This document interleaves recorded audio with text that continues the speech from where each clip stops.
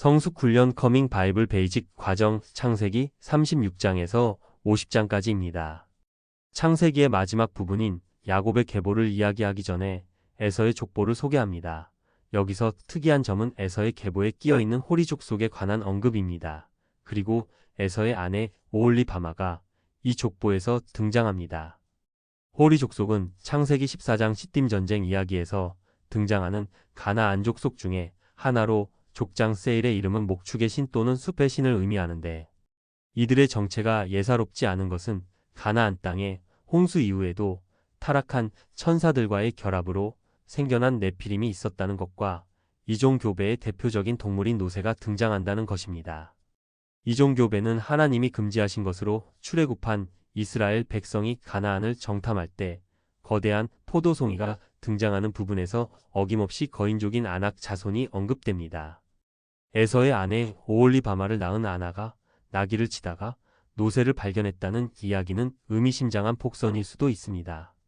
에돔은 현재 요르단 영토의 남쪽이며 이사야 63장 1절에 등장하는 보스라는 에돔을 대표하는 도시로 현대 요르단의 부세이라에 해당합니다. 에돔은 계시록 14장에 나오는 진노의 포도주 틀 사건과 연관이 있어 보입니다. 야곱의 계보의 실상은 야곱의 아들 요셉을 중심으로 하는 가족사입니다. 11번째 아들 요셉이 장자 상속권을 가지고 요셉의 둘째 아들 므낫세가 장자권을 물려받습니다. 채색 옷으로 대표되는 요셉에 대한 야곱의 편에는 시기와 질투와 살인 모의까지 이어지는 계기가 되었습니다. 마귀는 하나님의 택하심과 사랑을 받는 신자들을 그렇게 미워합니다. 형들의 미움을 받은 요셉은 유다로 인해 목숨을 유지하고 이집트로 팔려가게 됩니다. 그리고 성경은 그리 아름답지 못한 유다와 며느리 이야기로 방향을 돌립니다. 결국 유다에 의해서 여자의 후손으로 오시는 분의 족보가 연결됩니다. 한편 요셉은 이집트로 팔려간 죄수의 신분으로 세상을 기근해서 구원할 놀라운 사건의 중심인물이 됩니다.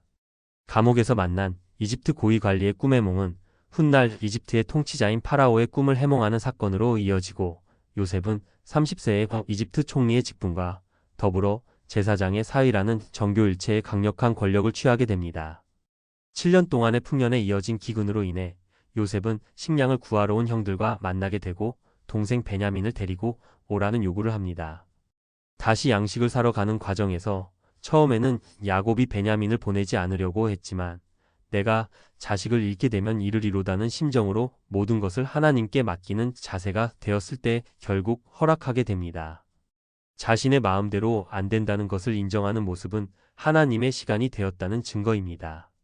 여차여차 이집트로 온 베냐민을 곁에 남겨두려는 요셉의 계획에 형제들은 당하고 말았습니다.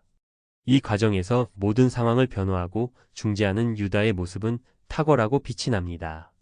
이에 요셉이 자신의 정체를 밝히고 인간적 미움을 초월한 용서의 신앙 고백을 자신을 판 형제들 앞에서 하게 됩니다. 이스라엘인 야곱은 요셉을 보기 위해 이집트로 허둥지둥 가지 않았습니다.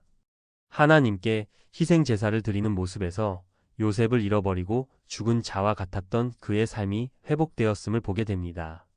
그리고 진심으로 하나님을 찾을 때 곧바로 응답하시는 하나님을 만나게 됩니다.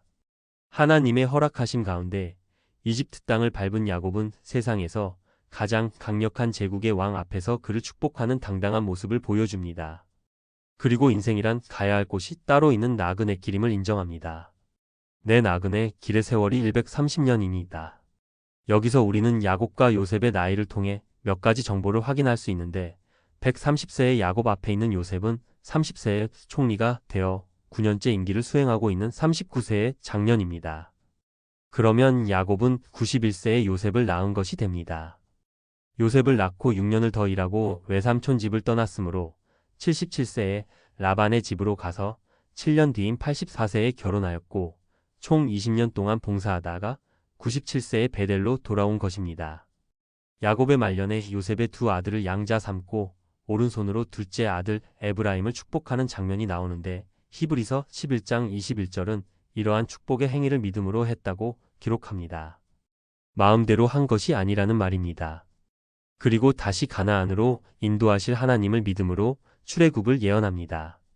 이어지는 마지막 유언에서 우리는 선지자 야곱의 모습을 분명하게 볼 수 있는데, 특히 메시아를 의미하는 실로가 유다로 말미암을 것을 예언하는 모습에서 더욱 그렇습니다.